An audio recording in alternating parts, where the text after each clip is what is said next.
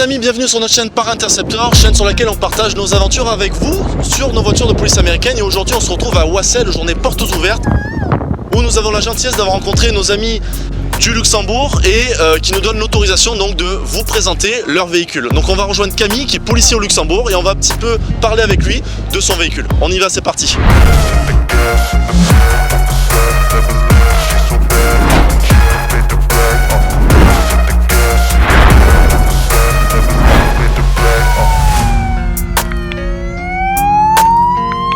Je suis avec Camille qui est donc policier au Luxembourg. Vous l'utilisez en police secours?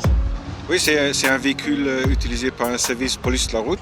De la route, d'accord. Police de la route, reconnaissable au pare-choc fluo orange. D'accord. Ils sont un peu plus puissants que les véhicules conventionnels. Conventionnels. Alors qu'est-ce que vous avez en véhicule conventionnel normalement? Conventionnel, en principe, actuellement c'est Skoda Octavia Break. D'accord. Et Ford C-Max. D'accord. Donc là c'est une Golf GTI, combien elle a de chevaux? 220. 220 chevaux. Est-ce que vous en êtes content, vous? Est-ce que c'est un véhicule qui correspond à vos missions? Oui, c'est un véhicule, je dirais, assez rapide et maniable, surtout en zone urbaine. Sur le toit, vous avez donc un panneau qui vous permet d'être déployé et j'ai vu que c'était écrit en français. Exactement. Alors parce que vous parlez français là-bas et que vous êtes amené à... Alors il y a plusieurs langues sur le panneau? Les indications sont en trilingue, c'est en anglais, c'est en allemand et en français. La mission des services police de route, c'est contrôle de vitesse, c'est contrôle poids lourd, et tout ce qui est en relation avec le code de la route. Je sais pas si tu te rappelles quelque chose, mon frère, ce boîtier-là. C'est ce que j'avais, ce qu'on peut acheter sur internet. C'est des trucs, mais juste le micro, tu sais. D'accord. Voilà, non, ça me fait penser, je viens de le reconnaître à l'instant, ça doit être des copies de. Donc mon autre, c'est Fédéral Signal. Je trouve qu'il n'a pas énormément en fait de modifications police. À part ce module donc qu'on retrouve sur le tableau de bord ainsi que le micro, bon, effectivement, je trouve pas qu'il y ait. On retrouve quand même les sièges tissus baquets. Ils sont semi-baquets ou baquets, je ne sais plus trop. On retrouve, enfin voilà, il n'y a pas énormément de. Après c'est un véhicule.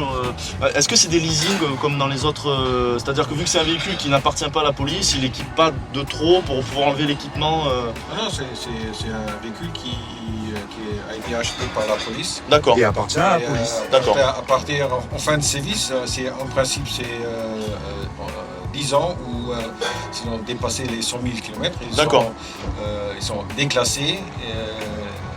L'équipement police va être enlevé et les voitures sont mises en enchère. D'accord, combien elle a de kilomètres celle-là? Cela un faible kilométrage, 55 000 km. Oh, d'accord. En principe, les unités police de la route, ils roulent en moto et ils font beaucoup plus de kilomètres en moto. D'accord, ok, d'accord. Dernier point aussi, je voulais revenir vite fait sur la sérigraphie. Donc on a bien compris que le orange appartenait au véhicule d'autoroute ou le véhicule qui travaille sur tout ce qui est infraction ou délit routier. Je vois aussi que sur la vitre arrière, on a vu le site internet de recrutement. Donc ça, c'est sur tous les véhicules de police ou exceptionnellement celle-là? Non, c'est tous les véhicules de police effloqués. Donc voilà, on retrouve les numéros d'urgence sur le pare-choc. 112. C'est 113 113, voilà. D'accord, 113. 113 pour celle-ci. Et ce magnifique panneau. L'une des particularités de la rampe Traffic Storm est son panneau à message variable relevable.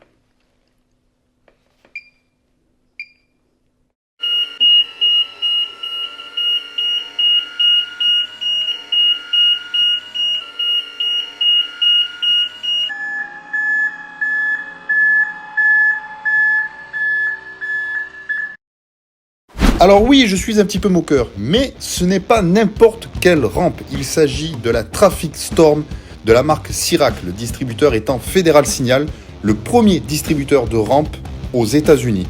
Elle coûte entre 8 000 et 11 000 euros selon le modèle voulu. Il faut savoir qu'elle peut avoir un double affichage avant et arrière afin d'afficher plus de 200 messages préenregistrés avec un effet miroir pour être vu dans les rétroviseurs. Je vais en profiter pour vous parler un petit peu plus de cette Golf GTI car lors de l'enregistrement de la vidéo, on a été perturbé non seulement par le vent mais aussi par les bruits environnement. Il faut savoir que la Golf est équipée d'une boîte noire qui enregistre en temps réel toutes les informations du véhicule. Le véhicule reste d'origine. Mais il est en moins équipé de wigwag à l'avant afin d'être beaucoup plus visible des autres usagers de la route. Les portières avant sont pourvues de panneaux balistiques et on retrouve les numéros du véhicule sur le toit afin de permettre aux hélicoptères de les identifier lors de chasse. D'ailleurs, le panneau, vous avez une vitesse maximale à ne pas dépasser lorsqu'il est déployé ou pas?